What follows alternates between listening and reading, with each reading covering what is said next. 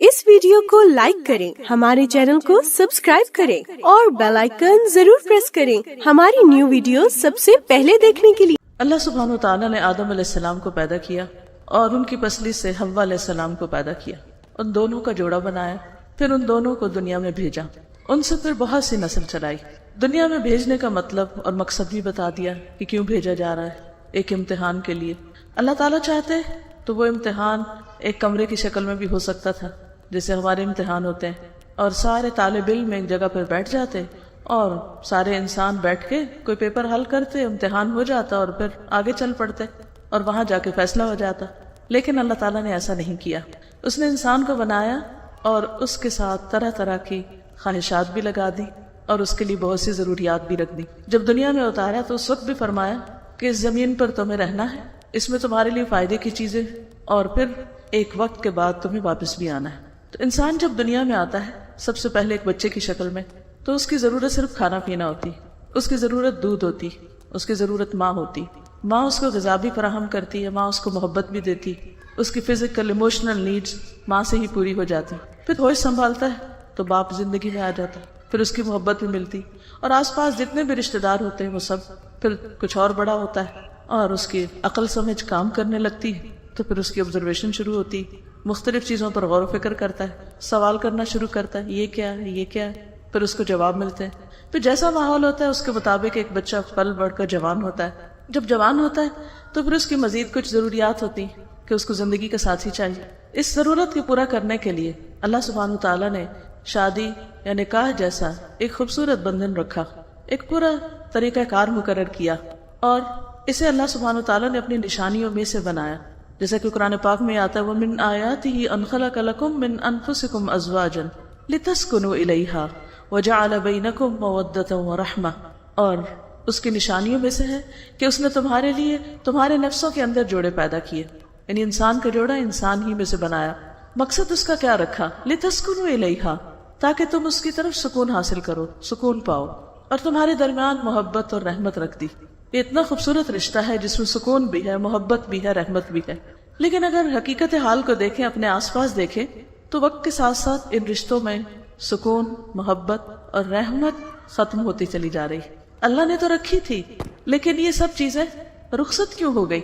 आज घरों में सुकून नहीं। शादी से पहले ही माँ बाप के दिल कांपने लगते हैं कि पता नहीं निभाह होगा या नहीं, और उसके लिए पहले से ऐसी शराइत तय की जाती है कि किसी भी कीमत पर घर बस जाए। इसी तरह मोहब्बत वो महज एक तमन्नाओं का मरकज बन गई, या एक अफसानवी दुनिया की मोहब्बत गर्दानी जाने लगी, और एक दूसरे पर रहमत और एक दूसरे की केयर और एक दूसरे के साथ अच्छा सलूक और एक दूसरे के लिए कुर्बानी, ये तमाम चीजें आहिस्ता आहिस्ता नापैद होती चली जा रही। सवाल ये पैदा होता है कि ऐसा क्यों है, इसकी क्या वजह है? इंसान की फितरत में तो खैर है, अल्लाह ने उसको फितरत सलीम के साथ पैदा किया है, लेकिन कहाँ गलती हो रही, खराबी कहाँ से हो रही? वो क्या रुकावट है जो इतने खूबसूरत रिश्तों को चंद दिनों के अंदर ही खत्म कर देती? वो क्या चीज है कि साथ रहने वाले एक दूसरे के साथ बाजू का सिर्फ मजबूरी के साथ रह रहे होते हैं? वो कौन सी बात है कि जिसकी बिना पर ये रिश्ते मोहब्बत और रहमत की बजाय एक दूसरे से लड़ाई झगड़े और एक दूसरे के साथ नफरतों वाले रिश्ते बन गए? वो किस चीज की कमी? हम में से अक्सरियत दीन को समझती भी, कुरान पढ़ने पढ़ाने वाले भी, लेकिन इसके बावजूद इन सारी चीजों का तजुर्बा भी कर रहे हैं और इन चीजों को अपनी आंखों से देख भी रहे हैं, मुशाहिदा भी कर रहे हैं। तो अगर गौर किया जाए तो बुनियादी तौर पर बात यह है कि एक होता है इल्म, इंफॉर्मेशन, किसी भी चीज के बारे में जान लेना, वो पढ़ने से भी आती, सुनने से भी आती, और एक होता है इल्म का नूर, हिदायत का नूर, वो नूर जो दिल के अंदर उतरता है तो इंसान को बसीरत नसीब होती, इंसान के अंदर सोच समझ पैदा होती, उसके नफे नुकसान के मेयार बदलते, उसके अंदर लेने की बजाय देने की सोच पैदा होती, उसके लिए दुनिया से ज्यादा आखिरत अहम हो जाती। ये नूर, ये रोशनी कैसे मिलती? ये इल्म पर अमल करने से मिलती, और उस अमल में सख्त मुजाहिदे से मिलती। वो मुजाहिदा अंदरूनी भी होता है और बैरूनी भी होता है। इंसान के अंदर भी एक कश्मकश होती है, अंदर भी एक लड़ाई जारी होती है, और बैरूनी तौर पर माशरे के साथ भी एक कश्मकश चल रही होती। तो जो शख्स इस मुजाहिदे में कामयाब हो जाता है, इस स्ट्रगल में कामयाब हो जाता है, उसको फिर अल्लाह सुब्हानो तआला वो हिकमत अता करते हैं, और जिसको हिकमत मिल जाए उसे खैर कसीर मिल जाती। और जब वो हिकमत आ जाती है तो फिर इंसान के अंदर वो सारी खूबियां आने लगती हैं جو مطلوب خوبیاں ہیں جس کی بنا پر انسان دنیا اور آخرت دونوں میں پر کامیابی حاصل کرتا ہے. لیکن اگر انسان کے پاس علم تو آتا جائے لیکن اس پر عمل کرنے کی نیت نہ ہو یا ارادہ نہ ہو یا سوچ نہ ہو یا اسے عمل کے لیے ضروری نہ سمجھے یا اس کے لیے کوشش نہ کرے، وہ مجاہدہ نہ کرے، تو پھر وہ نور اندر اترتا نہیں. اس کو دل کی تہوں تک جانے کے لیے مشقت کی ضرورت ہوتی. اور جو انسان آگے بڑھتا ہے اور رکاوٹوں کو عبور کرتا چلا جاتا ہے وہ بظاہر تھکتا ہے لیکن اس کے اندر راحت اترنے لگتی. وہ اندر کا مجاہدہ کیا چیز ہے؟ وہ ہے اپنی ہی خواہشات سے لڑنا، وہ اپنی ہی خواہشات کو کنٹرول کرنا. کیونکہ انسان کے لیے سب سے بڑا خدا خود اس کی اپنی ذات ہے، میں ہے، سیلف ہے. اور جب تک انسان اس پہ قابو نہیں پاتا تو اس وقت تک توحید کا بھی اصل مقصد یا مطلب سمجھ نہیں آتا. اللہ سبحانہ وتعالیٰ فرماتے ہیں اَرَأَيْتَ مَنِ اتَّخَذَ إِلَٰهَهُ هَوَاهُ أَفَأَنْتَ تَكُونُ عَلَيْهِ وَكِيلًا. کیا تم نے دیکھا اس شخص کو کہ جس نے اپنی خواہش نفس کو اپنا الہ بنا رکھا ہے؟ کیا بھلا تم اس پر وکیل بنو گے؟ کوئی اور اس شخص کی کیسے مدد کر سکتا ہے جس کا الہ اس کے اپنے اندر ہی موجود ہے، اس کی اپنی ذات کی شکل میں؟ ایسے شخص کو نہ کوئی معلم، نہ کوئی مربی اور نہ کوئی ہادی، نہ کوئی مہدی، کوئی بھی اس کو فائدہ نہیں پہنچا سکتا کیونکہ اس نے ابھی اپنے اندر کے نفس پہ قابو نہیں پایا. یہ نفس جو خواہشات سے بھرا ہوا، یہ خواہشات عام روزمرہ زندگی میں بھی دیکھنے میں آتی ہیں لیکن خاص طور پر کب سر اٹھاتی، کب پورے جوبن پر ہوتی جب کوئی خوشی کا موقع ہوتا ہے اور ان مواقع میں شادی کا موقع. اگر ہم اپنی پوری زندگی پر غور کریں تو پیدائش سے لے کر جوانی، پڑھنا لکھنا، تعلیم حاصل کرنا، مختلف کام کاج، کاروبار وغیرہ وغیرہ، ان سب مواقع میں جو موقع خاص طور پر آتا ہے، جو ایک کلائمیکس ہوتا ہے زندگی کا، جو ایک اہم ترین مرحلہ ہوتا ہے یعنی شادی کا مرحلہ، اس سارے مرحلے کو اور اس سارے عمل کو اور اس رشتے کو اور اس سب کو خواہشات کی نظر کر دیا گیا. رشتہ لینے سے لے کر شادی کا موقع اور شادی کے بعد کی زندگی یوں لگتا ہے جیسے صرف اور صرف خواہشات اور آرزوؤں کی تمنا اور تکمیل کے لیے ہے. یعنی شادی کا مقصد بس صرف خواہشات کی تکمیل رہ گیا. تو جہاں شادی کا مقصد صرف خواہشات کو پورا کرنا ہو وہاں پر گھر کیسے بس سکتے ہیں؟ گھروں کو بسانے کے لیے تو قربانیاں کرنی پڑتی ہیں. محبت جب ملتی ہے جب آپ دوسروں کو محبت دیتے ہیں. آپ پر رحم اس وقت کیا جاتا ہے جب آپ دوسروں پہ رحم کرتے ہیں. آپ کو سکون اس وقت ملتا ہے جب آپ دوسروں کو سکون دیتے ہیں. لیکن جہاں انسان کی چاہت صرف یہ ہو جائے کہ اسے سکون ملنا چاہیے، اس کی خود غرضی اس پر حاوی ہو کہ مجھے سب کچھ ملنا چاہیے، میرے رائٹس اور میرے حقوق اور میری زندگی اور میری خواہشات، تو وہاں یہ سب کچھ ممکن ہی نہیں. کیونکہ اللہ تعالیٰ نے پوری کائنات کو اسی اصول پر بنایا، گیو اینڈ ٹیک. دو گے تو ملے گا. جب دیتے ہی نہیں اور صرف لینے کے ہی طلبگار ہیں تو یہ سب کچھ کیسے ممکن ہے؟ اس لیے ہم سب کو اپنے طرز زندگی، اپنی سوچوں، اپنے معاملوں، اپنے رویوں پر نظر ثانی کی ضرورت ہے اور اپنے اندر جھانکنے کی ضرورت ہے کہ وہاں کون کون سی خواہشات پل رہی ہیں. شادی سے پہلے ایک بچی کی خواہش کیا ہوتی، ماں باپ کی خواہش کیا ہوتی، کیسا رشتہ ملے، کیسا گھر ہو لڑکی کا. آپ سب جانتے ہیں کہ جہاں صرف اس کی مرضی ہو، اس کی حکومت ہو اور اس کی مرضی کے مطابق سارا نظام چلے. اور اسی طرح جب لڑکے والے رشتہ لینے کے لیے جاتے ہیں تو ان کی خواہش کیا ہوتی کہ زمین پر کوئی حور پری اتر آئے جس کا ایک مخصوص سائز ہو، مخصوص لک ہو، مخصوص چال ڈھال ہو، اور اگر وہ اس خود ساختہ کرائیٹیریا پر پورا نہیں اترتی تو وہ نظروں میں نہیں جچتی. اور پھر اگر کسی طرح پوری کوشش مشقت کے ساتھ وہ ایک مجاہدہ کس چیز کا ہوتا ہے، سب کو پتا ہے شادی سے پہلے لڑکیاں کس کس طرح کے مجاہدے کر رہی ہوتی ہیں. ان مجاہدوں کے بعد اگر وہ کسی طرح اس خاص معیار پر، اس سائز پر پوری اتری آتی تو پھر اس کے بعد خود اس کے اپنے مطالبے. آج گھروں میں جھگڑے کس بات پر ہو رہے کہ فلاں ریسٹورینٹ میں کھانا کیوں نہیں کھلایا گیا، فلاں جزیرے پہ سیر کیوں نہیں کرائی گئی، فلاں ڈیزائنر کے لباس کیوں نہیں، فلاں ڈیزائنر کا پرس کیوں نہیں. اور لڑکی صرف ایک خوابوں کی دنیا میں رہنا چاہتی اور جب وہ خواب ٹوٹتے ہیں، بکھرتے ہیں تو جھگڑے شروع ہو جاتے ہیں. ایک دوسرے سے ان ریئلسٹک ایکسپیکٹیشن جو رکھی جاتی جب وہ پوری نہیں ہو سکتی اور ہو سکتی بھی کیسے تو نتیجہ کیا نکلتا ہے؟ پھر دل ٹوٹتے ہیں، پھر ناراضگیاں ہوتی اور پھر دونوں طرف سے تلخیاں شروع ہو جاتی اور بالآخر ایک دوسرے کو ٹھکرا دیا جاتا ہے. ایک وقت تھا، کچھ زیادہ دور نہیں ہے وہ وقت، کہ جب لڑکیوں کی شادی ہوتی تھی اس میں زیور کپڑا سب کچھ تھا لیکن ان سب چیزوں کے ساتھ خواہشات کی اتنی بھرمار نہیں تھی، تمنا اور امیدوں کے محل بہت اونچے نہیں تھے. اب ہو کیا رہا ہے کہ جب خواتین کی، عورتوں کی، جیسے بنی اسرائیل کی عورتوں کی خواہشات تھیں جس کی وجہ سے بنی اسرائیل میں زوال آیا اور وہ خواہشات زائد از ضرورت زینت کا اختیار کرنا تھا، جو زوال کا باعث بنا، آپ سب پڑھے لکھے لوگ ہیں، آپ کو معلوم ہے، وہی چیز جب ہمارے اندر آ گئی ہے تو یہ زوال کا باعث ہے۔ اس کا نقصان کیا ہوا ہے کہ مرد دن رات کمانے میں لگے ہوئے ہیں، مال اکٹھا کرنے میں لگے ہوئے ہیں، وہ جائز ہے یا ناجائز، حلال طریقے سے آ رہا ہے یا حرام سے، اس کی کسی کو پرواہ نہیں۔ کل پرسوں کے اخبار میں پڑھ رہی تھی کہ 19 کھرب روپے کی کرپشن ہوئی ہے ایک سال کے اندر، یعنی پیسہ حکومت کے خزانے سے چرا لیا گیا۔ تو کون ہے چرانے والا؟ کوئی باہر سے آ کے چرا گیا؟ وہ ہم ہی میں سے ہیں جنہوں نے لوٹ مار کی۔ جب اپنے ہی ملک کو لوٹ رہے ہیں ہم صرف اپنی ذاتی خواہشات کی تکمیل کے لیے، تو پھر خیر و برکت اس مال سے کہاں آ سکتی؟ پھر اس سے رحمت گھروں میں کہاں سے آ سکتی؟ پھر خوشیاں کہاں سے آ سکتی؟ پھر ٹائم کہاں سے مرد کے پاس نکلے گا جس نے 1 سے 2 اور 2 سے 3 جابز کرنی اور مختلف طریقے سے پیسہ کمانا ہے، کہ اس کے پاس پھر بیوی کے لیے وقت کہاں سے ہوگا؟ بچوں کی تربیت اور بچوں کی دیکھ بھال کے لیے وقت کہاں سے ہوگا؟ بوڑھے ماں باپ کے لیے وقت کہاں سے ہوگا؟ کیونکہ اس کو یہ سارا کچھ حاصل کرنا ہے، جو بظاہر تمناؤں کے محلات ہیں ان کو بنانا ہے اور ان کی تکمیل کرنی۔ اس میں سب سے زیادہ اہم رول ہم خواتین کا ہے۔ جب تک ہم اپنی ضروریات منیمم نہیں کرتے، جب تک ہم اپنی خواہشات کو نیچے نہیں لاتے، اس وقت تک بات نہیں بنے گی۔ قرآن مجید کے اندر خواہشات کے بارے میں جو کچھ کہا گیا ہے اس کا تھوڑا سا تذکرہ کروں گی۔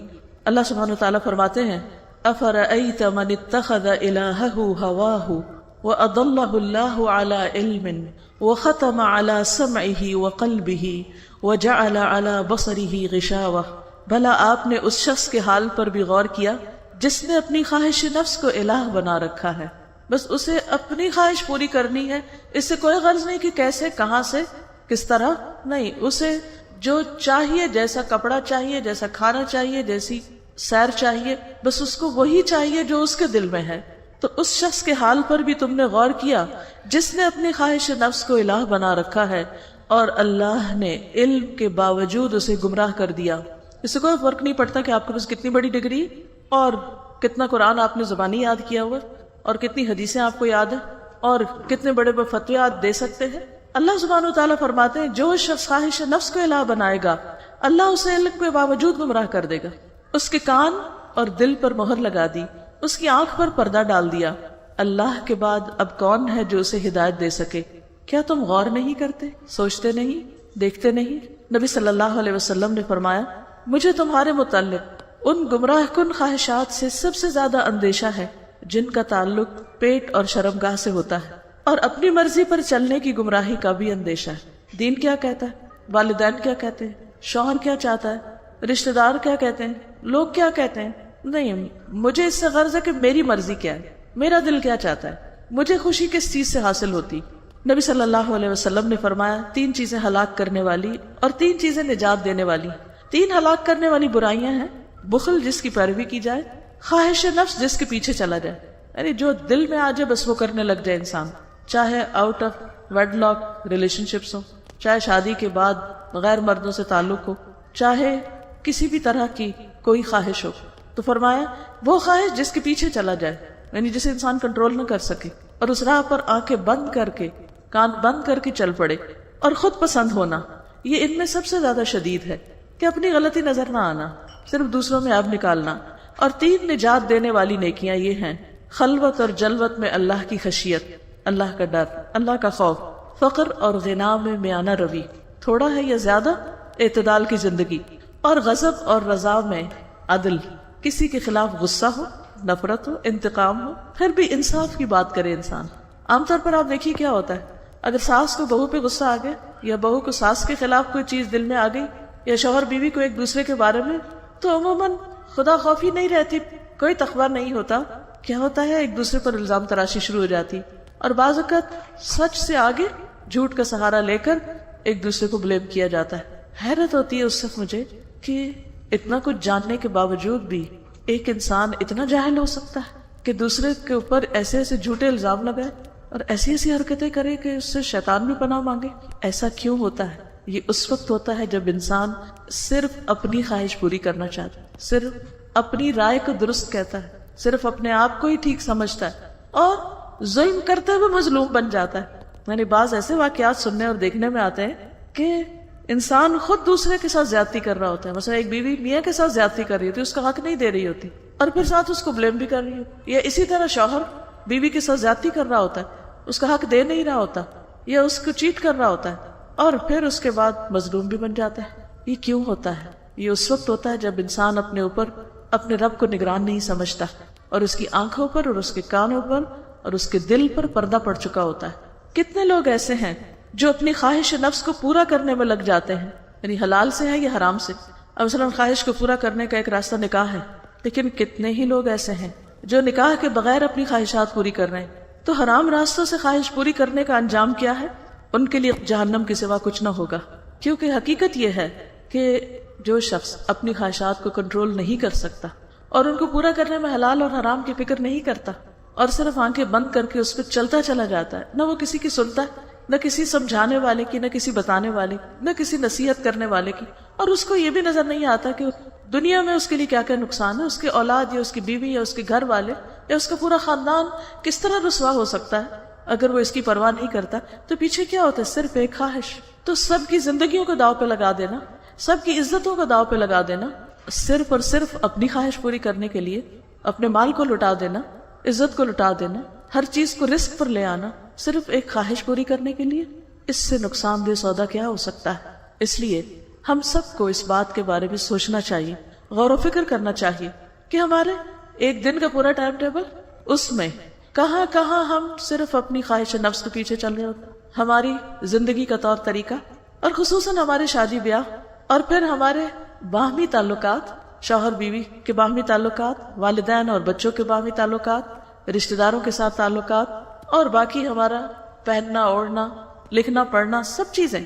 پوری زندگی کو ریوائز کرنے کی ضرورت ہے کہ ہم کون سا کام محض خواہش نفس کے لیے کر رہے ہیں، خواہش نفس کی تکمیل کے لیے کر رہے ہیں، اور کون سا کام واقعی اللہ سبحانہ و تعالیٰ نے اس کی اجازت دے رکھی کہ خوبصورت طریقے سے اس خواہش کو پورا بھی کیا جائے، لیکن حلال کے اندر رہتے ہوئے، اللہ تعالیٰ کی دی ہوئی رخصتوں کے اندر رہتے ہوئے، اس کی حدوں کو پار نہ کر کے. تو یہ سب کوئی اور ہمیں نہیں بتائے گا. ہم میں سے ہر ایک کو اپنا محاسبہ خود ہی کرنا ہوگا، اپنا جائزہ خود ہی لینا ہوگا، اور جہاں سمجھ نہ آئے کسی سمجھ والے سے پوچھنا ہوگا، کیونکہ یہ زندگی صرف ایک بار ملی. اس کو ہم تجربات کی بھینٹ نہیں چڑھا سکتے. اس میں ہم صرف لا علمی میں، نہ سمجھی میں اپنا وقت نہیں گزار سکتے. یہ کہہ کے نہیں چھوٹ سکتے ہو ہمیں تو پتہ ہی نہیں تھا کہ یہ چیز اس میں آتی. ہم سب کو حدود کا علم ہے، حلال اور حرام، جائز اور ناجائز کا علم ہے. ہمیں دیکھنا چاہیے کہ کہیں ہم ان باؤنڈریز کو کراس تو نہیں کر رہے. کراس کرنا تو دور کی بات، ان تک جانے کی بھی اجازت نہیں. ان کے قریب قریب بھی جانا منع ہے کہ کہیں ایسا نہ ہو کہ ان کو پار کر جائیں. اور اللہ کی حفاظت کس کے لیے؟ جو اللہ کی حدود کی حفاظت کرتا ہے. نبی صلی اللہ علیہ وسلم نے ابن عباس سے کہا تھا کہ اے بیٹے، میں تجھے چند کلمات سکھاتا ہوں، تم ان کو یاد رکھو. اور اس میں سے پہلا کیا تھا؟ احفظ اللہ یحفظک. تم اللہ کی حفاظت یعنی اللہ کے احکامات کی حفاظت کرو، اللہ کی حدود کی حفاظت کرو، اللہ تعالیٰ تمہاری حفاظت کرے گا. تو دنیا اور آخرت میں اللہ کی طرف سے آنے والی حفاظت اور رحمت ڈپینڈ کرتی ہے کہ آپ اللہ کی قائم کردہ حدود کی حفاظت کس درجے میں کرتے ہیں اور کتنی کرتے ہیں. نبی صلی اللہ علیہ وسلم نے فرمایا، اللہ کی قسم میں تمہارے فقر سے نہیں ڈرتا، اس سے نہیں ڈرتا کہ تمہارے پاس کھانے کو کچھ نہیں ہوگا، لیکن میں اس بات سے ڈرتا ہوں کہ دنیا تم پر کشادہ کر دی جائے گی جس طرح تم سے پہلے لوگوں پر دنیا کشادہ کر دی گئی تھی. تو تم ایک دوسرے سے آگے بڑھنے لگو جس طرح وہ ایک دوسرے سے آگے بڑھنے لگے، اور وہ تمہیں غافل کر دے جس طرح ان لوگوں کو غافل کر دیا تھا. اسی لیے آپ جانتے ہیں کہ حضرت عمر کے زمانے میں جس وقت ایران فتح ہوا اور ایرانیوں کا سونا، چاندی، جواہرات، ہیرے، یہ سب کچھ مدینہ میں پہنچے، یعنی چاندی سونے کے ڈھیر لگ گئے. وہ قرآن مجید میں ہم پڑھتے ہیں نا، والقناطیر المقنطرۃ من الذهب والفضہ. دیکھو بھی دیکھنے کو نہیں ملتے کہ وہ ہوتے کیا ہیں کہ ایسے ڈھیر. لیکن جب وہاں کا سب کچھ مدینہ پہنچا تو لٹرلی وہ ڈھیر لگ گئے، کیونکہ ان کے ڈیکوریشن پیسز سونے کے، ان کے کارپیٹس اور ان کے بچھونے اور بہت سی دیگر چیزیں لٹرلی سونے کی تاروں سے بنی ہوئی، ہیرے جواہرات سے پر. تو عمر رضی اللہ تعالیٰ عنہ کو جب اطلاع دی گئی اس سارے مال کی تو وہ رونے لگ گئے دیکھ کر، اور حکم دیا کہ شام ہونے سے پہلے پہلے اس کو تقسیم کر دیا جائے. اور خود جس طرح خالی ہاتھ آئے تھے اسی طرح خالی ہاتھ واپس گئے، اس میں سے کچھ بھی نہیں اٹھایا. کس بات پہ رو رہے تھے؟ اسی بات پہ رو رہے تھے کہ اس بات کا ڈر نہیں کہ تم پر فقر آ جائے گا، ڈر اس بات پر ہے کہ تم پر دنیا کشادہ کر دی جائے گی. انہیں ڈر اس کا تھا کہ یہ سونا چاندی جب مدینہ والوں میں تقسیم ہوگا اور ہر شخص جب مالدار ہو جائے گا تو پھر اس مال کے ساتھ جو قباحتیں آتی ہیں کہیں وہ قباحتیں نہ آنے لگ جائیں. اور پھر اصل ڈر جس چیز سے تھا کہ یہ دنیا تمہیں اسی طرح غافل نہ کر دے جیسے اس نے پہلے لوگوں کو غافل کر دیا تھا. اور دنیا میں غفلت کے ساتھ جینا، آخرت کو بھول کر جینا، اور صرف دنیا کی خوشیوں کو مد نظر رکھ کر اور دنیا کی نعمتوں کے پیچھے ہی دوڑتے رہنا، یہ انسان کے لیے سب سے بڑا امتحان ہے. جب انسان کے پاس نہیں ہوتا تو اس کا دل نرم ہوتا ہے، اس کے اندر ایک تکلیف ہوتی ہے جو اسے بار بار اللہ کی طرف رجوع کرنے کے لیے لے جاتی. انسان مجبور ہوتا ہے کہ اللہ کی طرف رجوع کرے.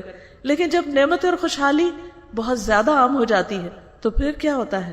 پھر انسان غافل ہونے لگتا ہے اور وہ سمجھتا ہے اللہ مجھ سے راضی ہے، اور فکر کس بات کی؟ اور اب اس مال و دولت کے ذریعے اور ان سب نعمتوں کے ذریعے جتنا چاہو اپنی دنیا کو پھیلا لو.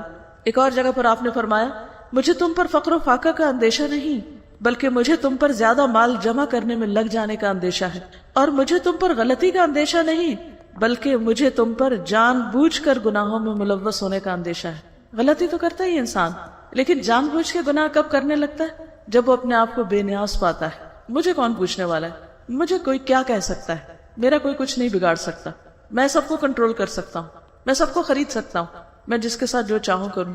پھر وہ وقت آتا ہے کہ جب انسان گناہوں کی دلدل میں پھسلنے لگتا ہے، جب وہ اپنے اوپر کسی اور کو نگران نہیں پاتا، جب وہ اپنے آپ کو کسی کے آگے جواب دے نہیں پاتا. کیونکہ اللہ کے ہاں جو جواب دہی ہے تو کل ہے. آج دنیا میں بھی بعض لوگوں کے آگے جواب دہی ہوتی ہے، لیکن جب انسان کے پاس بہت کچھ آ جاتا ہے تو وہ اس احساس سے غافل ہو جاتا ہے، اس سے باہر نکل آتا ہے. اور پھر یہ موقع ہوتا ہے کہ انسان جان بوجھ کے گناہ کرتے ہوئے بھی ڈرتا نہیں، شرماتا نہیں، حیا نہیں ہوتی اس کو. اور حیا کا تعلق صرف لباس سے نہیں، حیا کا تعلق گفتگو سے بھی ہے، حیا کا تعلق کسی کے ساتھ معاملہ کرنے سے بھی ہے، حیا کا تعلق اس بات سے بھی کہ آپ اپنے والدین کے ساتھ کس ٹون میں بات کر رہے ہیں، اپنی ساس کے ساتھ آپ کس زبان سے بات کر رہے ہیں، اپنے میاں کے ساتھ آپ کیسا معاملہ کر رہے ہیں. ان سب چیزوں کے اندر حیا ہے. لیکن جب یہ حیا اڑ جاتا ہے تو پھر کسی کا بھی ادب، عزت، احترام باقی نہیں رہتا. اور یہ وہ وقت ہوتا ہے جب انسان اس اکڑ کی بنا پر، خود پسندی کی بنا پر گناہوں کی دلدل میں پھنستا چلا جاتا ہے. اور ہوتا یہ ہے کہ جب ایک دفعہ یہ حیا کا دامن تار تار ہو جاتا ہے، یہ پردہ پھٹ جاتا ہے، تو پھر اس کے بعد کوئی بند نہیں رہ جاتا. ایک دفعہ جب زبان کھل جاتی ہے تو بس پھر وہ کھل جاتی ہے. ایک دفعہ جب انسان غصے میں آپے سے باہر ہو جاتا ہے، اور غصے کی بھی بنیادی وجہ کیا ہوتی ہے؟ خود پسندی، کہ مجھے کسی نے کیوں کہہ دیا، میری ذات کے بارے میں ہے کون جو کوئی انگلی اٹھائے اور مجھے کچھ کہے. تو نتیجہ کیا ہوتا ہے کہ پھر ایک بار نہیں بار بار انسان دوسرے کے ساتھ بدتمیزی پہ اتر آتا ہے. اور جب بدتمیزی اور بد اخلاقی گھروں میں عام ہو جاتی تو پھر رشتے باقی نہیں رہتے. اگر کسی مجبوری کی وجہ سے وہ ہیں بھی تو بس وہ ایک کچی سی ڈور بندھی بھی ہوتی ہے جو کسی بھی وقت ٹوٹ سکتی. تو ان رشتوں کو قائم رکھنے کے لیے، ان رشتوں کی محبتیں اور ان رشتوں کا انس حاصل کرنے کے لیے ضروری ہے کہ انسان اپنی ذات کے خول سے باہر نکلے، انسان اپنی خواہشات سے باہر نکلے، انسان صرف اپنی ضروریات کا رونا نہ روئے، انسان یہ بھی دیکھے کہ دوسرے کو کیا چاہیے. انسان صرف کسی کے مانگنے اور سوال کرنے پر ہی اس کی مدد کو نہ پہنچے. انسان کے اندر وہ دل ہو، وہ احساس ہو کہ وہ آگے بڑھ کر دوسرے کی مدد کر سکے. آخر کیا وجہ ہے کہ آج شادی کے بعد کوئی بچی ساس سسر کے ساتھ نہیں رہنا چاہتی؟ کیوں؟ کس لیے؟ کس وجہ سے؟ کیا چیز آڑے ہے؟ کیا چیز رکاوٹ ہے؟ کیا چیز مانے ہے؟ کیونکہ اس کے نزدیک شادی کا مقصد خواہشات کی تکمیل ہے، شادی کا مقصد ذمہ داری نبھانا تھوڑی. لیکن اسلام نے اس رشتے کو ایک ذمہ داری کا رشتہ بھی قرار دیا. اس میں خوشیاں بھی ہیں، اس میں ایک دوسرے سے محبت بھی ہے، ایک دوسرے کی قدر و کیئر بھی ہے. اس سے اللہ تعالیٰ اولاد جیسی نعمت بھی دیتا ہے، اس سے خاندانوں میں وسعت بھی آتی، اس سے مددگاروں میں اضافہ بھی ہوتا ہے. لیکن اس کے ساتھ ساتھ انسان کے اوپر کئی ذمہ داریاں بھی آتی ہیں، کیونکہ جب تک انسان اپنی ذمہ داری کو نہیں نبھاتا صرف دوسرے سے بھلائی کی توقع نہیں رکھ سکتا. کوئی اپنی شرافت میں 2 بار 4 بار آپ کے ساتھ بھلا سلوک کرے گا، آخر کب تک؟ رشتوں کو بنانا آنا چاہیے، دلداری کرنی آنی چاہیے، دوسرے کا دل رکھنا آنا چاہیے. اور یہ اس وقت تک نہیں ہو سکتا جب تک انسان قربانی نہ کرے، اس وقت تک نہیں ہو سکتا جب تک دوسرے کا دکھ درد محسوس نہ کرے. لیکن اگر کوئی اپنی خواہش کے نشے میں مبتلا ہے، لیکن نشے جیسی کیفیت ہوتی ہے نا، جیسے قوم لوط کے بارے میں آتا ہے، انہیں نہیں اس سے پرواہ تھی کہ فرشتے آئیں یا کون آئیں، انہیں بس اپنی خواہش سے مطلب تھا. تو انہیں کچھ نظر نہیں آیا کہ وقت کا پیغمبر ان کے ساتھ کس زبان میں بات کر رہے ہیں اور کتنی تکلیف میں مبتلا ہے ان کے رویے کی وجہ سے، انہیں اس کی تکلیف نظر نہیں آئی. تو اسی طرح جس شخص کو صرف اپنی خواہش کا ایک نشہ ہوتا ہے، اسے دوسروں کا دکھ درد، اسے بوڑھی ماں کی کراہیں اور اس کو بچوں کی آہیں اور اس کو خاندان اور رشتے، ان کی کوئی سمجھ نہیں آتی اور نہ وہ ان کی پرواہ کرتا ہے. اس لیے بہت ضروری ہے کہ ہم سب خود بھی اور پھر آگے اپنی آنے والی نسلوں کو، اپنے بچوں کو اور خصوصاً جن کی شادی ہو ان کو یہ بات اچھی طرح سمجھا دے، ان کی اس پر تربیت کرے. اور یہ دو طرفہ معاملہ ہے، لڑکی کے والدین بھی اور لڑکے کے والدین بھی، دونوں طرف سے متفقہ طور پر یہ کوشش ہوگی تو گھر بنیں گے. ورنہ طلاقوں کی جو کثرت ہو چکی اور رشتے جس تیزی کے ساتھ ٹوٹتے چلے جا رہے ہیں، وہ ایک شدید قسم کی وارننگ اور ایک بہت ہی خطرناک ٹرینڈ چل پڑا ہے. اور اگر اس کی گہرائی میں انسان جائے تو کوئی بڑی بات نہیں ہوتی، بہت چھوٹی چھوٹی باتیں، بہت چھوٹی چھوٹی خواہشات بعض اوقات ہوتی ہیں جن کے پورا نہ ہونے پر ناراضگیاں شروع ہو جاتی. ہم سب اس وقت ہی غور کریں، مثلا ہم اپنے کسی بھی رشتے، چاہے والدین ہیں یا بچے ہیں یا رشتہ دار ہیں یا بہن بھائی ہیں یا گھر میں شوہر بیوی، ان سے لاسٹ ٹائم اگر ناراض ہوئے تو کس بات پر ہوئے تھے؟ یا ہمیں اپنے شوہروں سے شکایت ہے تو کس بات پر ہے؟ کون سی چیز ان کی طرف سے ہمارا دل میلا کرتی؟ وہ کون سی چیز ہے جس کی وجہ سے ہمارے دلوں میں ایک غم بھرا رہتا ہے یا ناراضگی یا ناشکرہ پن؟ یعنی خاص طور پر خواتین کے لیے ایک بہت بڑی مشکل ہے جس کی طرف نبی صلی اللہ علیہ وسلم نے نشاندہی کی تھی کہ ان کے جہنم میں جانے کی ایک وجہ کیا بتائی گئی کہ وہ شوہروں کی ناشکری ہوں. یہ سب کچھ ہونے کے باوجود بھی خوش نہیں. سوچیں کیا چیز ناراض کیے ہوئے، کون سی بات، کس چیز پہ ناراضگی؟ اور اگر اینالائز کریں اور قریدیں ڈگ کریں تھوڑا سا تو پتہ چلے گا بس چھوٹی سی بات تھی کوئی جو پوری نہیں ہو، وہ دل میں رکھ لی، اس کے بعد ایک اور ہو گئی تو وہ ایک اور اس پہ اضافہ ہو گیا ہے، ایک اینٹ اور لگ گئی اس پہ، ایک اور لگ گئی، ایک اور لگ گئی، اور پھر وہ دل سخت ہو گیا اور پھر پرواہی نہیں رہی اور بے حسی طاری ہو گئی.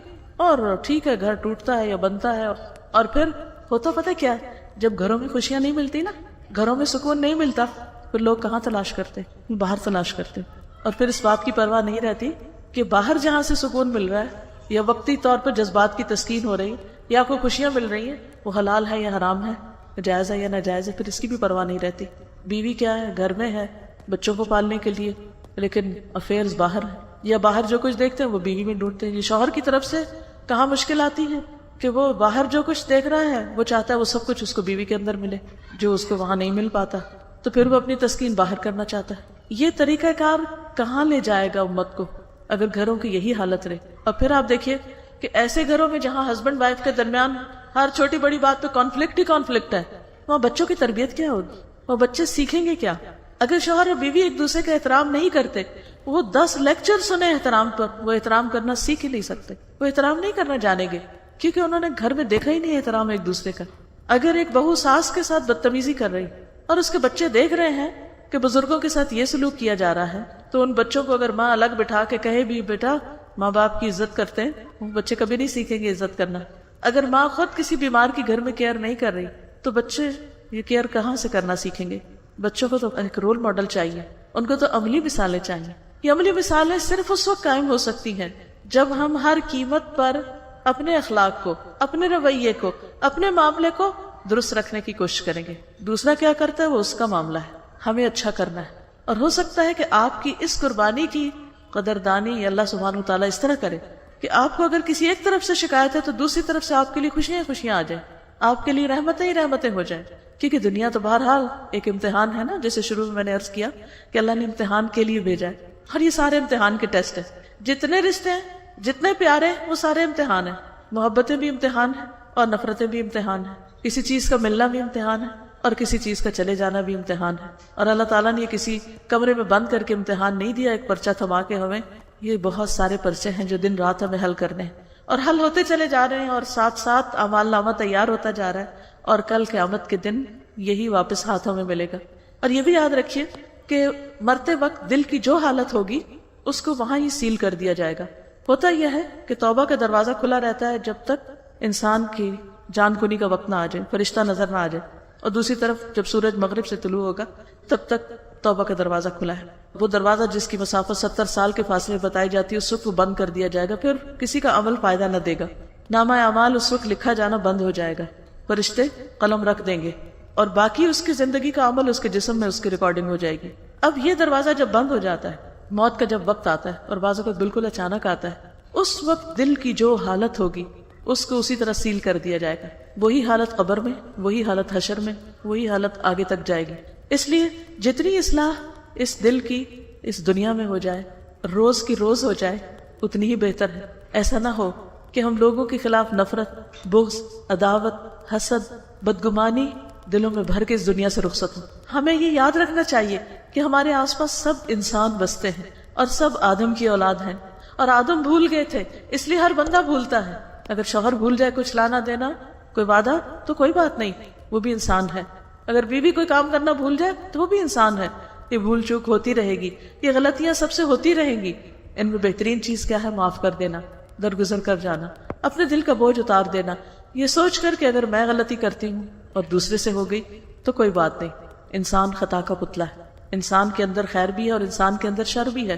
جس انسان سے آپ کو خیر ملتی ہے، خوشی ملتی ہے، مختلف کاموں میں مدد ملتی ہے، اسی انسان سے آپ کو تکلیف بھی ملے گی، پھول کے ساتھ کانٹا بھی ہے۔ یہ ہو ہی نہیں سکتا کہ کسی سے آپ کو صرف خیر ملے۔ انسان مٹی کا بنا ہوا ہے اور مٹی بوجھل ہوتی ہے۔ ہر انسان جہاں ایک طرف آپ کے لیے خوشی کا سبب ہے، وہاں دوسری طرف وہ لائبلٹی بھی ہے، ایک ذمہ داری بھی ہے، ایک بوجھ بھی ہے۔ اور انسان کے لیے اگر صرف وہ اپنی خواہشات پہ چلنے والا ہے تو پھر دوسرے کا بوجھ اٹھانا اس کے لیے مشکل۔ اب بچے اگر خوشیوں کا سبب ہے تو بوجھ بھی ہے، ذمہ داری بھی ہے، شوہر یا بیوی بھی آپس میں، اسی طرح سارے ریلیشن شپ۔ اس میں خوش رہنے کا قاعدہ کیا ہے؟ مطمئن رہنے کا قاعدہ کیا ہے؟ کہ انسان دوسروں کو معاف کرتا چلا جائے، درگزر سے کام لیتا چلا جائے، اپنے دل کو روز صاف کرتا چلا جائے، اور جس دل میں آخرت کی فکر لگ جاتی وہ دنیا کے اندر پہنچنے والی تکلیفوں پر آسانی سے صبر کر لیتا ہے۔ دنیا کی تکلیفیں اس کو ہلکی نظر آنے لگتی، دنیا کے حساب اس کو معمولی نظر آتے ہیں جب اس کو آخرت کے حساب کی فکر لگتی۔ تو اس لیے اس دنیا کی اصلاح ہو نہیں سکتی جب تک ہماری نظر کے سامنے ہر وقت آخرت نہ رہے۔ اسی لیے آپ دیکھیے کہ شادی کے موقع پر جو خطبہ ہوتا ہے، خطبہ نکاح، اس میں بار بار کیا کہا گیا؟ یا ایھا الذین آمنوا اتقوا اللہ، اے لوگو اللہ سے ڈرو۔ یا ایھا الذین آمنوا اتقوا اللہ حق تقاتہ ولا تموتن الا وانتم مسلمون۔ تمہاری موت نہ آئے مگر اس حال میں کہ تم فرما بردار ہو، تم مسلمان ہو، تمہارا دل سلامت ہے، تمہارے دل میں کسی کے بارے میں کچھ نہیں۔ پھر یا ایھا الناس اتقوا ربکم الذی خلقکم من نفس واحدۃ وخلق منها زوجها وبث منهما رجالا کثیرا ونساء واتقوا اللہ الذی تساءلون به والارحام ان اللہ کان علیکم رقیبا۔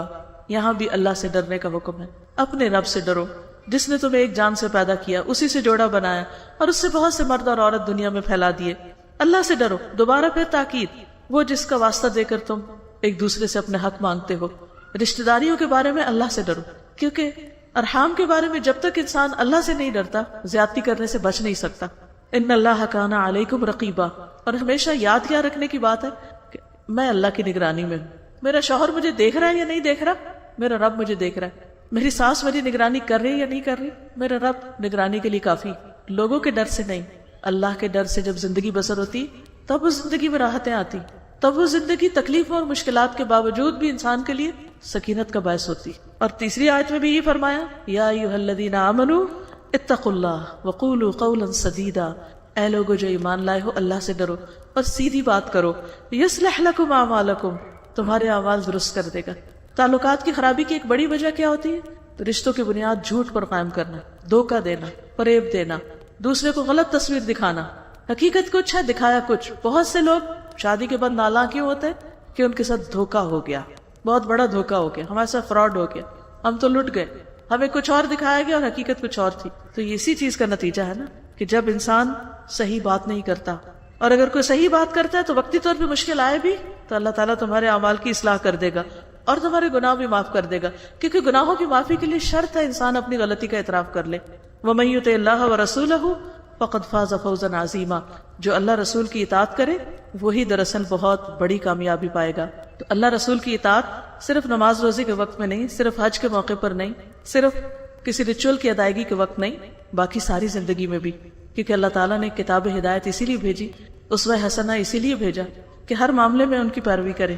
لیکن افسوس یہ کہ ہم پک اینڈ چوز کرتے ہیں، کچھ معاملات میں تو پیروی کر لیتے ہیں لیکن کچھ معاملات میں اپنی خواہشات کی پیروی کرتے ہیں، اپنے رسم و رواج کی پیروی کرتے ہیں۔ اس وقت ہمیں قطعاً یاد نہیں رہتا کہ اللہ اور اس کے رسول صلی اللہ علیہ وسلم کا حکم کیا ہے۔ رسول اللہ صلی اللہ علیہ وسلم نے فرمایا تمہارے اوپر دنیا برسا دی جائے گی یہاں تک کہ تم میں سے کسی ایک کے دل کو کوئی چیز ٹیڑھا نہ کرے گی مگر دنیا کی مزید طلب۔ ہم ڈرتے ہیں نا اس بات سے کہ ہمارے دل ٹیڑھے ہوں، دعا بھی کرتے ہیں ربنا لا تزغ قلوبنا بعد اذ ہدیتنا، کہ اللہ ہدایت کے بعد ہمارے دلوں کو ٹیڑھا نہ کر۔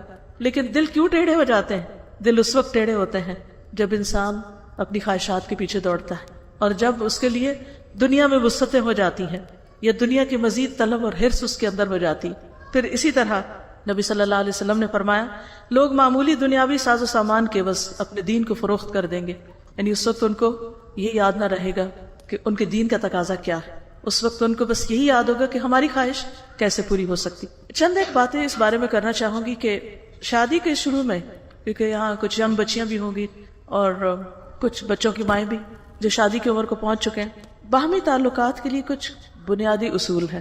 میں بہت لمبی چوڑی تفصیلات میں تو نہیں جاؤں گی، لیکن چند ایک ٹپس یہاں دینا چاہوں گی کہ جن پر عمل کرنے سے باہم ریلیشن شپ اچھے ہو سکتے ہیں۔ اب دیکھیے کہ تعلقات جو ہیں ان کو عربی میں اسباب سے بھی تعبیر کیا گیا۔ اسباب سبب کو کہتے ہیں، سبب رسی۔ تو رسی کا فنکشن کیا ہے؟ رسی دو چیزوں کو باہم باندھتی۔ تو ہمارے ریلیشن شپ جو ہے وہ بھی ہمیں آپس میں ہماری بانڈنگ ہوتی ہے اور ہمارے ایک دوسرے کے ساتھ تعلق ہوتا ہے، ایک دوسرے کے ساتھ ایک کنیکشن اور ایک دوسرے کے ساتھ ایک میل جول، اور خصوصاً شادی کے وقت نکاح کے رشتے میں بندھ کر دو لوگ ایک رشتے میں بندھ جاتے ہیں، وہ باندھنے کا لفظ آ جاتا ہے، نکاح کی ڈوری میں ایک دوسرے کو باندھ دیا جاتا ہے۔ اب آپ دیکھیے کہ یہ ریلیشن شپ اس وقت قائم ہوتے ہیں جب رسی کے دونوں سرے دونوں کے ہاتھ میں ہو۔ اگر ایک سرا چھوڑ دے گا تو صرف ایک شخص کے رسی پکڑے رکھنے سے رشتہ قائم نہیں رہتا، یا اس کے اندر خوبصورتی باقی نہیں رہتی۔ لیکن رسی کا اصول کیا ہے؟ اصول یہ ہے کہ جب ایک کھینچے تو دوسرا اس کو ذرا ڈھیلا چھوڑ دے، اور پھر جب پہلا کسی وقت کھینچے تو دوسرا ڈھیلا چھوڑ دے۔ کبھی ایک کی باری ہوتی، کبھی دوسرے کی ہوتی۔ امیر معاویہ سے کسی نے یہ پوچھا تھا کہ آپ کے عوام کے ساتھ اچھے تعلقات کا راز کیا ہے؟ میں نے کہا کہ میرے اور ان کے تعلقات ایک رسی کی طرح ہیں، جب وہ کھینچتے تو میں ڈھیلی چھوڑ دیتا ہوں، اور کبھی میں کھینچتا ہوں تو ان کی طرف سے رسپانس بہتر آتا ہے۔ تو اگر دونوں ہی کھینچنا شروع کر دیں تو پھر کیا ہوتا ہے؟ ٹگ آف وار آپ نے کھیلا ہوگا، کبھی یہ دیکھا ہوگا کہ پھر رشتے ختم ہو جاتے ہیں، وہ رسیاں ٹوٹ جاتی ہیں۔ قیامت کے دن تو تقطعت بہم الاسباب، اسباب ختم ہو ہی جائیں گے، رشتے ختم ہو جائیں گے، لیکن بعض اوقات دنیا بھی جہنم بن جاتی ہے اور رشتے ختم ہو جاتے ہیں۔ ان رشتوں کو قائم رکھنا، چاہے وہ خون کے رشتوں کے ساتھ ہو یا سحر یعنی سسرال کے ساتھ ہو، اور خصوصاً جو قریب ترین رشتے جنہوں نے روز ساتھ رہنا ہے، ان کے لیے بہت ضروری ہے کہ وہ ایک دوسرے کے ساتھ اچھی کمیونیکیشن کرنا جانے۔ جب ڈس فنکشنل کمیونیکیشن ہوتی ہے، کمیونیکیشن درست نہیں ہوتی، تو تعلق کبھی بھی اچھا نہیں ہو سکتا۔ انڈرسٹینڈنگ کب ہوتی ہے؟ جب آپ دوسرے کی بات سنیں اور اس کو سمجھیں، اور جب آپ خود بات کریں تو دوسرے کے سمجھنے کے لیول پر لا کر بات کریں۔ اچھی کمیونیکیشن کے لیے ایک بہت اہم اصول جو آپ نے کئی بار سنا ہوگا، یہاں یاد دہانی مقصود ہے، نہیں سے بات نہ شروع کریں، کیونکہ ہمیں قریب رہنے والوں کی کچھ باتیں بہت اچھی طرح پتہ ہوتی ہیں، اور ہم ایزیوم کر لیتے ہیں کہ اس نے یہ بات اس وجہ سے کی ہے، اور ہم پہلے سے ڈس ایگری کر کے اس کو نہیں سے جواب دیتے ہیں۔ اب دوسرے پر اس نہیں کا اثر کیا ہوتا ہے؟ جب کوئی بات کہہ رہا ہو اور نہیں کر کے ہم اس کو کاٹ دیں تو دوسرے کا دل ٹوٹتا ہے، دوسرے کا بھی پھر ایک مینٹل بلاک آ جاتا ہے کہ اچھا اگر اس نے سننا ہی نہیں، اگر اس نے سمجھنا ہی نہیں، اور اس نے ایکسیپٹ ہی نہیں کرنا، تو مجھے بھی بات کرنے کی کیا ضرورت ہے؟ لہٰذا وہ بات آگے نہیں بڑھتی۔ تو ہم سب اپنے طرز گفتگو پر غور کریں، اور جب ہم یہاں سے اٹھ کے گھروں کو لوٹیں گے انشاءاللہ، تو قریب ترین رشتوں میں جب بات چیت کریں تو دیکھیں کہ ہم نے کتنی دفعہ نہیں بولی، نہیں کی بات ہو بھی تو اور سے بدل لیں، کسی اور لفظ سے بدل لیں۔ دوسری چیز، توجہ سے بات سننا۔ بعض اوقات دوسرے کی بات بالکل فضول ہوتی، سینس لیس، بیکار، ڈزنٹ میک اینی سینس، اور آپ صرف اس لیے وہ موڑ لیتے ہیں کہ یہ فضول باتیں کرتے ہیں یہ شخص، اور اس نے پھر کوئی ایسی بات کرنی ہے تو مجھے نہیں سننی۔ اب نتیجہ کیا ہوتا ہے؟ جب ہم توجہ نہیں دیتے، جب ہم سنتے ہی نہیں اور پہلے سے زیوم کر لیتے، پھر آپ دیکھیے بنیاد پر بھی بدگمانی والی، اور بدگمانی کیوں آتی ہے؟ کیونکہ ایک تو شیطانی وسوسے ہوتے ہی ہیں، دوسرا جتنا ہم ایک دوسرے کے قریب رہتے اتنا زیادہ ایک دوسرے کو سمجھنے بھی لگتے، اور جتنا جتنا سمجھتے جاتے ہیں اتنا پھر زیوم بھی زیادہ کرنا شروع کر دیتے ہیں کہ اس شخص کا مزاج ایسا ہے لہٰذا اس نے یہ بات کرنی۔ اس کا ایک پازیٹیو پہلو بھی ہے، جب ہمیں دوسرے کی سمجھ آ جائے تو اس میں بھی مثبت چیزیں پہ نکالیں۔ آپ کو پتا ہے کہ اس شخص نے اس موقع پر یہ بات کرنی، یا یہ بات اب یہ 2 دفعہ کر چکا ہے، تیسری دفعہ بھی وہی کر رہا ہے، اور آپ کو اس کے سننے میں کوئی دلچسپی نہیں، لیکن اس وقت آپ تھوڑی دیر کے لیے صرف صبر کر کے دوبارہ سن لیں بات، تھوڑی سی دیر توجہ دے دیں، اور اس کے بعد بہت سا وقت آپ کا بچ جائے گا۔ ورنہ کیا ہوگا؟ وہ تھوڑا سا وقت جو ہم بچاتے ہیں نا، کئی فضول بات ہے کہ اس کے سننے کا کیا فائدہ اور ہم کچھ اور کر لیں، اس کے نتیجے میں کیا ہوتا ہے؟ وہ دوسرا شخص ناراض ہو کے نکل جاتا ہے، پھر ہمارے دل کو پریشانی لگ جاتی، پھر اس کے بعد اس کو منانے میں بعض اوقات وہ دوبارہ کمیونیکیشن بحال کرنے میں ایک اور مسئلہ کھڑا ہو جاتا ہے، اور بہت سا قیمتی وقت ضائع ہو جاتا ہے، قیمتی تعلقات میں رکھنے پڑ جاتے ہیں۔ جب پتہ چل گیا کہ شوہر کی یہ عادت ہے، بچے کی یہ عادت ہے، تو بس اللہ نے اس کو ایسا بنایا نا، اب اسے ایکسپٹ کر لیں۔ ہم اپنے اندر کی بھی تو خامیوں کو ایکسپٹ کر لیتے ہیں نا. ویسے کسی کو کرونک ڈیزیز ہے، کوئی میگرین کی بیماری ہے، کوئی اور بیماری، وہ ایکسپٹ کر لیتے ہیں مجھے یہ ہوتی ہے، تو پھر اس کے ساتھ رہنا سیکھ لیتے ہیں. اب اکارڈنگلی اپنا کھانا پینا، اپنی باقی ساری چیزیں اکارڈنگلی مینیج کر لیتے ہیں. اسی طرح لوگوں کو ایکسپٹ کر لیں. اگر بہت بڑی کوئی خرابی نہیں، چھوٹی موٹی چیزیں نہیں اچھی لگتی دوسرے بندے کی، اریٹیٹ کرتی ہیں، آپ کو پسند نہیں ہے، تو تھوڑی دیر، بس تھوڑی دیر کا صبر، تھوڑی دیر منہ بند، تھوڑی دیر چپ، اور اس کے بعد اللہ اس صبر کا آپ کو دنیا میں بھی ریوارڈ دے گا. اور دوسری بات یہ ہے کہ اللہ ہر چیز پہ قادر ہے. کیوں نہیں دعا کر لیتے؟ کیونکہ دوسرا شخص بھی ہمیشہ ایک حال پہ نہیں رہتا، اس کے حالات بھی بدلتے رہتے ہیں، اور ان بدلتے حالات میں وہ خیر کی طرف بھی جا سکتا ہے. تو اچھی امید رکھیں. آپ کے سمجھانے یا آپ کے بتانے سے کوئی نہیں سمجھ رہا تو دل تو اللہ کے ہاتھ میں ہے. اللہ سے مانگے کہ اس کا دل بدل دے، اس کی عادت بدل دے، تاکہ ہم اچھی طرح رہ سکیں ایک دوسرے کے ساتھ، یہ دن خوش اسلوبی سے گزر جائے. اور ایسا ممکن ہے، کچھ بعید نہیں. محبتیں نفرتوں میں بدل جاتی ہیں، نفرتیں محبتوں میں بدل جاتی ہیں. دل اللہ کے ہاتھ میں ہے، کبھی وہ ایک جگہ پر نہیں رہتے. کسی چیز کو فار گرانٹیڈ نہ لیں کہ اب ایک دفعہ شوہر محبت کرنے لگ گیا تو آپ کی ہر بدتمیزی بد اخلاقی پر وہ محبت ہی کرتا چلا جائے گا. کتنی محبتوں کی شادیاں چند دنوں میں ہی نفرتوں میں بدل جاتی ہیں. دل بدل گئے نا، کیوں بدلے؟ دل بدلنے والی چیز ہے. تو اگر کوئی اچھے سے برے کی طرف پلٹ جاتا ہے تو اس سے اچھائی کی طرف بھی لوٹ سکتا ہے. تو اللہ سے اچھی امید رکھیں، دعائیں کرتے رہیں، لیکن اپنے عمل میں کیا تبدیلی لانی ہے کہ نان سینس بات کے لیے بھی پیشنس پیدا کر لیں، سن لیں، اور اس طرح سنیں جیسے آپ کو پتہ ہی نہیں، آپ کو پہلی دفعہ پتہ چل رہا ہے یا بڑی کوئی قیمتی بات پتہ چل رہی. تو اس سے انشاءاللہ دوسرے کی دلداری ہو جائے گی، دل رکھا جائے. کیونکہ اس بیچاری کی سمجھ اتنی ہے نا، اتنی ہے اس کی سمجھ، یہی سوچ ہے، اس کا بیک گراؤنڈ یہی ہے، اس کی تربیت ہی اس انداز پہ ہوئی ہے. اس کو بدلنے میں وقت لگے گا. اب اس وقت سر پکڑ کے بیٹھ نہیں جانا چاہیے اور اپنے آپ کو کوسنا نہیں چاہیے کہ میری تو قسمت پھوٹ گئی اور میرا پالا کس سے پڑ گیا اور یہ کیا ہو گیا میرے ساتھ، اور ایک ہنگامہ کھڑا کر دیں. نہیں، اس کے لیے بھی خیر مانگے اور کوشش کرتے رہیں. پھر کیا ہے، ایک اور چیز جو تعلقات خراب کرتی ہے وہ غلط وقت میں بات کرنا. بات آپ کی بالکل درست ہوگی لیکن اس کے کرنے کا وقت درست نہیں ہوگا، اس کے نتیجے میں خرابیاں پیدا ہوتی ہیں. ایک شخص بھوکا ہے، مثلا شوہر ہے، بھوکا ہے، کھانا بھی تیار ہے سب کچھ، لیکن آپ کو اپنی کوئی پڑی ہے، کوئی آپ کو خیال آ گیا، کوئی بات یاد آ گئی اور آپ نے پہلے وہ سنانی ہے. اب اس وقت اس کا سارا دھیان کھانے کی طرف ہے اور آپ اس کو کچھ، اور پھر آپ رونے بیٹھ جائیں کہ اس کو تو مجھ سے محبت ہی نہیں ہے، اس کو میری پرواہ نہیں کہ میں کس قدر پریشانی میں مبتلا ہوں، اور اس کو اپنے کھانے کی فکر. اپنے بیٹوں کو ہی دیکھ لیں، بعض اوقات ان کو جلدی کھانے کی عادت ہوتی ہے، آپ کو جلدی کھانے کی عادت نہیں. اب شادی ہوئی ہے، کھانا رکھا ہے، وہ 5 منٹ میں کھا کے فارغ ہو گیا اور آپ اسی پہ رونے لگ جاتے ہیں کہ اس کو پرواہ ہی نہیں کہ میں کھا رہا ہوں اور یہ میرا ساتھ نہیں دے رہا، یہ کھانے میں ساتھ نہیں دے رہا، یہ فلاں چیز میں ساتھ نہیں دے رہا. کیونکہ بعض اوقات خواتین کی عادت کیا ہوتی ہے کہ ان کو ایک بنا بنا ہیرو ملے اور وہ ہیروئن کی طرح اس کے ساتھ رہ سکے، وہ ہر ناز نخرے اٹھاتا رہے اور یہ جو چاہے کرے، لیکن اس کو بالکل صحیح انسان ہونا چاہیے. بعض عادتیں کسی بھی وجہ سے پڑ جاتی ہیں. اب آپ کو نظر آ گیا ہے کہ یہ کوئی معیاری طریقہ نہیں ہے ایک کام کے کرنے کا، لیکن اب صبر سے ہی کام لینا ہوگا. اب اس کی درستگی میں وقت لگے گا. اور بہت سی عورتیں اپنی سمجھ، محبت، حکمت کے ساتھ شوہروں کی بڑی بڑی بگڑی ہوئی عادتیں درست کر لیتی اور کامیاب زندگی بسر کرتی. تو ریڈی میڈ چیزوں کی عادت نہ ڈالیں. ریڈی میڈ خاوند نہیں ملے گا آپ کو بہت بااخلاق، کو بہت سی چیزیں آپ کو بھی سکھانی پڑیں گی، اور صرف زبان کے لیکچر سے نہیں، طرز عمل سے. آپ چاہتی ہیں آپ کی بات توجہ سنی جائے تو آپ اس کی بات توجہ سے سن لیں، اور غلط وقت میں بات نہ کریں، نہ سے بات نہیں کریں. پھر اگر وہ کوئی بات کر رہا ہو اور بہت لمبی کر دے تو انٹرپٹ نہ کریں، تھوڑی دیر اور، تھوڑا سا صبر اور، ابھی ختم ہو جائے گی، پھر آپ کی باری آ جائے گی. کیونکہ بائی نیچر عورتیں زیادہ بولتی ہیں، اور ایک ریسرچ کے مطابق دن میں پتہ نہیں کتنے ہزار لفظ انہوں نے بولنے ہی بولنے ہوتے ہیں. اور اس کی ایک وجہ ہے نا کہ بچے انہیں کو دیکھ دیکھ کے بولتے ہیں، ان سے بولنا، شوہر سے بولنا، ادھر سے ادھر. اب عورت کے اندر ایک بولنے کی جیسے خواہش کہہ لیں کہ میں بولوں اور کوئی سنتا جائے. شوہر بعض اوقات کم گو ہوتے ہیں، وہ نہیں جب بولتے بے چینی شروع ہو جاتی اور وہاں سے تعلق خراب ہو جاتا ہے. اور پھر یہ نہیں دیکھتے کون سا موقع ہے کون سا نہیں، اور ہم آدھی بات سنی اور اس کو کاٹ دیا. یہ ایسے جس کو پانی پینے لگے اس کے منہ سے کھینچ لے. تو اس سے دوسرا جو ہے نفسیاتی دھچکے کا شکار ہوتا ہے، اور جب وہ بار بار اس کو دھچکا لگتا ہے آپ کی طرف سے تو پھر اس کا دل کھٹا ہو جاتا ہے. اس سے پرہیز کرنا ہے. پھر اسی طرح یہ ہے کہ بعض لوگ بہت فارمل باتیں کرتے ہیں، بس ایک ڈسٹنس رکھ کے.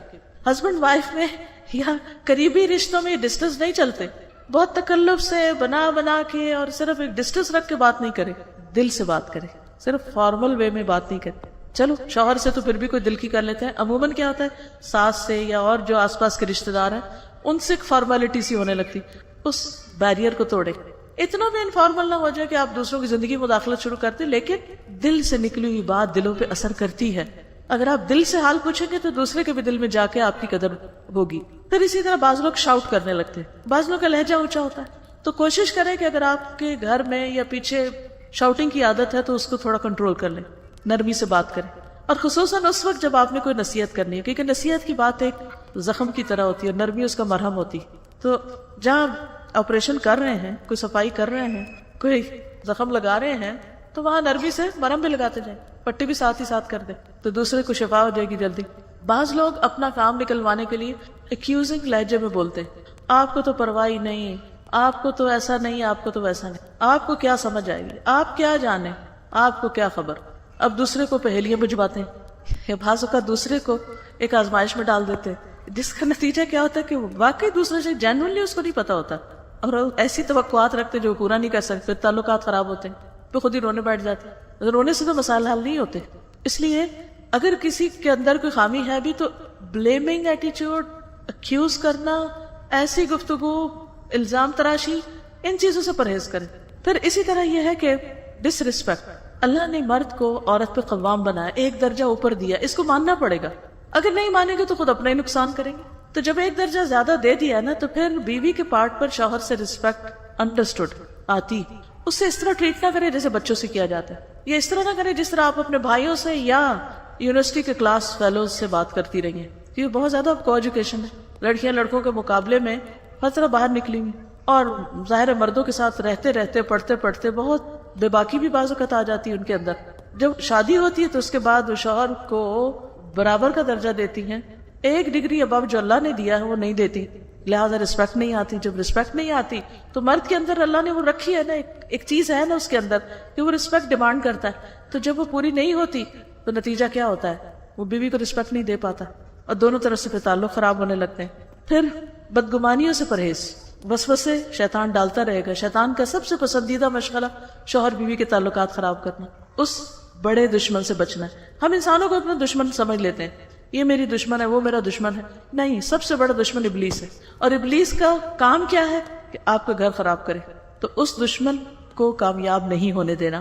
پھر ایک دوسرے کا حق نہ دینا. بعض اوقات خصوصاً بیوی جب شوہر کو حق نہیں دیتی، یعنی شادی کے بعد جو شادی کا ایک تعلق ہے تو اس سے بھی بہت سی خرابیاں وجود میں آتی ہیں. پھر شوہر کے لیے زیور و زینت نہ کرنا اور باقی سب کے لیے اہتمام کرنا. پھر اسی طرح بہت زیادہ جذباتیت سے کام لینا. جذبات خوبصورت چیز ہیں، لیکن کوئی بھی چیز جب حد سے بڑھ جاتی ہے تو اس میں خرابی ہونے لگتی. تو اس لیے یہ چند ایک باتیں اپنے آپ کو اور آپ سب کو یاد دہانی کرانے کے لیے اس وقت آپ کے سامنے رکھی ہیں. اللہ تعالیٰ سے دعا ہے کہ اللہ ہمیں عمل کی توفیق عطا فرمائے. تھوڑی سی دعا کر لیتے ہیں. یا حی یا قیوم برحمتک استغیث لا الہ الا انت سبحانک انی کنت من الظالمین لا حول ولا قوة الا باللہ العلی العظیم لا الہ الا اللہ وحدہ لا شریک لہ لہ الملک ولہ الحمد وہو علی کل شیء قدیر لا الہ الا اللہ لا الہ الا اللہ لا نعبد الا ایاہ لہ النعمت ولہ الفضل ولہ الثناء الحسن لا الہ الا اللہ لا الہ الا اللہ مخلصین لہ الدین ولو کرہ الکافرون. اللہم انا نسألک من الخیر کلہ عاجلہ وآجلہ ما علمنا منہ وما لم نعلم ونعوذ بک من الشر کلہ عاجلہ وآجلہ ما علمنا منہ وما لم نعلم. اللہم انا نعوذ بک من جہد البلاء ودرک الشقاء وسوء القضاء وشماتة الأعداء لا حول ولا قوة إلا بالله العلي العظيم. اللهم إنا نسألك الهدى والتقى والعفاف والغنى. اللهم اكفنا بحلالك عن حرامك وأغننا بفضلك عمن سواك لا حول ولا قوة إلا بالله العلي العظيم. يا رب العالمين يا أرحم الراحمين يا ذا الجلال والإكرام يا من بيده ملكوت السماوات والأرض یا من هو علی کل شیء قدیر. یا اللہ تو ہم سب کو صحیح ایمان عطا فرما. اللہ ہمارے دلوں میں اپنی محبت پیدا کر دے. یا اللہ ہمارے اندر تقوی پیدا کر دے، ہمارے اندر اپنا ہی خوف اور اپنے سے ہی امید اور اپنے پر ہی توکل عطا کر دے. یا رب العالمین تو ہمارے دین کی اصلاح کر دے. یا اللہ ہماری دنیا کی اصلاح کر دے. اللہ ہماری آخرت کی اصلاح کر دے، یا اللہ تو ہماری نفسوں کی اصلاح کر دے، ہمارے بچوں کی اصلاح کر دے، یا اللہ اس امت کی اصلاح فرما دے، یا رب العالمین ہمارے گھروں کے اندر اتفاق اور اتحاد اور محبت کی فضا کو عام کر دے، یا اللہ ہمیں ہمارے نفسوں کے شر سے محفوظ رکھ، ونعوذ باللہ من شرور انفسنا ومن سیئات اعمالنا، اللہ ہمارے اعمال کی جو برائیاں ہیں ان کا جو شر ہے اور وہ برا انجام ہے، یا اللہ ہمیں اس سے محفوظ رکھ، ہمیں ہدایت عطا فرما، ہمیں سیدھا رستہ دکھا، یا اللہ تو ہمارے ازواج اور اولاد میں آنکھوں کی ٹھنڈک پیدا کر دے، یا اللہ ان بچوں کو بہترین ازدواجی زندگی عطا فرما، ان دونوں کے درمیان باہم بہترین محبت پیدا فرمانا، ان کے والدین کے لیے آنکھوں کی ٹھنڈک ہو، یا اللہ ان کے خاندان میں ان کی نسلوں میں خیر جاری کر دے، انہیں بہترین صالح اولاد عطا فرمانا اور ان والدین کے لیے صدقہ جاریہ بنا دینا، یا اللہ جس طرح ان گھروں میں دین کا کام ہو رہا ہے، یا اللہ اس سے بھی زیادہ اور اس سے بھی بڑھ کر ان کی آگے آئندہ آنے والی نسلیں اس دین کے کام کو آگے بڑھانے والی ہوں، یا اللہ ہمیں اپنی خواہشات کے شر سے محفوظ رکھ، یا اللہ ہماری برائیوں اور ہمارے برے اخلاق اور ہمارے برے اعمال اور احوال کی اصلاح کر دے اور ہمیں ان کے شر سے محفوظ رکھ، یا اللہ اس گھر پر بھی اپنی خیر و برکت نازل فرما، ان پر بھی اپنی رحمت نازل فرما، جتنے لوگ آئے ہیں ان سب کا آنا اور اکٹھے ہونا خیر و بھلائی کے ساتھ ہو، یہاں سے خیر ہی سمیٹ کر جانے والے ہوں، یا رب العالمین ہماری آج کی اس محفل میں جو باتیں تو نے ہمیں کرنے کی توفیق دی ہمیں اس پر عمل کی توفیق عطا فرما، یا رب العالمین ہمارا انجام اچھا کرنا، ہمارا انجام ان لوگوں کے ساتھ نہ ہو کہ جو باتیں تو کرتے ہیں لیکن کرتے کچھ نہیں، یا اللہ جو علم تو نے ہمیں عطا کیا ہے اس پر عمل کرنے والا بنا دے، اور بہترین اخلاق عطا فرما، بہترین اعمال کی توفیق دے، بہترین اخلاص عطا فرما، یا اللہ ہمارا اٹھنا بیٹھنا